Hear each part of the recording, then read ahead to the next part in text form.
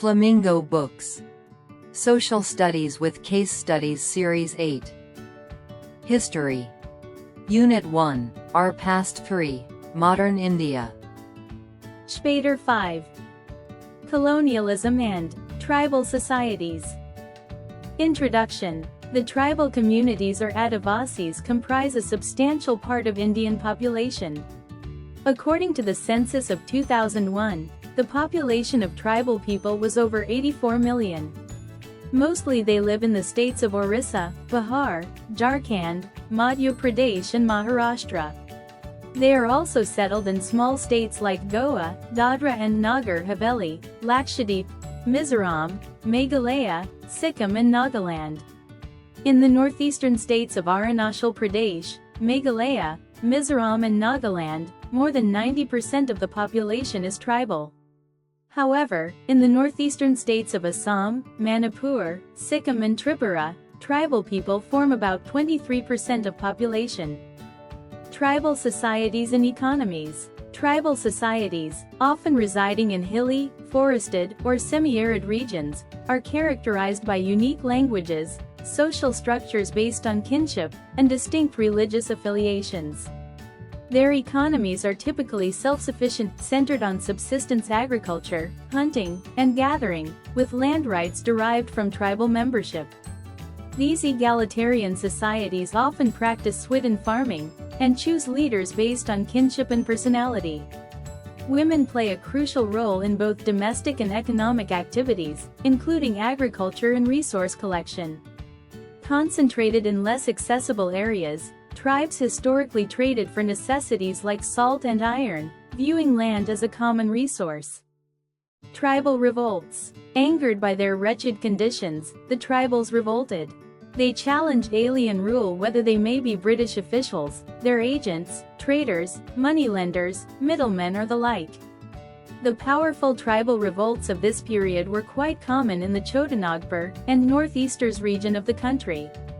They were the Bhils in Madhya Pradesh and Maharashtra, the Mundas in Bihar, the Kols in Bihar, Bengal and Odisha, the Gonds and the Khans in Orissa, the Kolis in Maharashtra, the Murs in Rajasthan, the Khasis in Meghalaya and that of the Santhals in Bihar and Bengal. The period of bloody revolts of the tribal people to protect their land took place from 1771 to 1900. Tribal movement in Chotanagpur region. The first ever revolt against the landlords and the British government was led by Tilka Manjhi, a valiant Santhal leader in Santhal tribal belt in 1771. He wanted to liberate his people from the clutches of landlords and restore the land of their ancestors. Thus, began a series of revolts from different parts. The Santhal Rebellion, 1855 to 1856. The Santhals, residing in regions like Singhbhum and Bhagalpur, faced severe exploitation under British economic and administrative policies, high caste individuals, zamindars, and moneylenders. This continuous oppression led to the Santhal Rebellion. On June 30, 1855, about 10,000 Santhals, led by brothers Sidhu and Kanhu, gathered to fight against foreign traders. Their rebellion disrupted communication, and they aimed to eliminate their exploiters. The British responded forcefully, leading to the arrest of leaders and the killing of over 15,000 Santhal rebels. Chur, Ho, Kol and Bhil Rising. In Midnapur, increased land revenue sparked the Chur uprising in 1768, led by local Rajas employing a scorched earth policy. The Ho and Munda tribes in Chotanagpur and Singhbhum also challenged the British in the 1820s and 1830s. The Kol risings of 1831 erupted in Chotanagpur due to land transfers to outsiders, resulting in violence across several regions. The Bhils of the Western Ghats revolted against the company in 1817-19, allegedly instigated by Bajirao II, fueled by agrarian distress and fear of the new regime.